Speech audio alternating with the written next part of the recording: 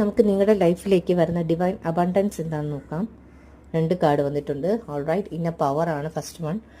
Give me the courage and the power to do what must be done. അപ്പം നിങ്ങളുടെ ഉള്ളിലേക്ക് നിങ്ങൾ പോലും അറിയാതെ നിങ്ങൾക്ക് ആ ഒരു പവർഫുൾ എനർജി ഉണ്ടാവുന്നു എന്നുള്ളതാണ് നിങ്ങളുടെ ലൈഫിലെ ഏറ്റവും ഇമ്പോർട്ടൻ്റ് ആയിട്ടുള്ള ഡിവൈൻ അബണ്ടൻസ് എന്ന് പറയുന്നത്. ഓക്കെ, ദൈവത്തിൻ്റെ ഒരു അനുഗ്രഹം അല്ലെങ്കിൽ ബ്ലെസ്സിങ്സ് എന്ന് പറയുന്നത് നിങ്ങളുടെ ലൈഫിൽ നിങ്ങൾക്ക് ചെയ്യാനായിട്ടുള്ള എനർജി ഉള്ളിൽ നിന്നുണ്ടാവുകയും നിങ്ങൾ ആക്ഷൻസ് എടുക്കുക എന്നുള്ളത് മെയിനായിട്ട് ചെയ്യുന്നു എന്നുള്ളതാണ് ഞാൻ കാണുന്നത്. സെക്കൻഡ് കാർഡ് എന്ന് പറയുന്നത് invite help. Invite the divine to pursue you. Seriously, just say, I am finally ready. God, pursue me. അപ്പം നമ്മൾ എന്താ പറയുക, ദൈവത്തിന് നമ്മൾ വിട്ടുകൊടുക്കുക, അല്ലെങ്കിൽ ദൈവത്തിലേക്ക് ശരി എൻ്റെ ലൈഫിൽ ഇങ്ങനെയൊക്കെയാണ് സിറ്റുവേഷൻ, ദൈവത്തിന് ഞാൻ വിട്ടുകൊടുക്കുകയാണ്, ദൈവം അതിന് വേണ്ടി ആക്ഷൻ എടുക്കട്ടെ, അല്ലെങ്കിൽ ദൈവം നമുക്ക് വേണ്ടി വർക്ക് ചെയ്യട്ടെ.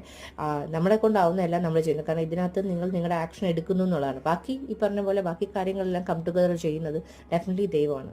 Alright, thank you so much. By.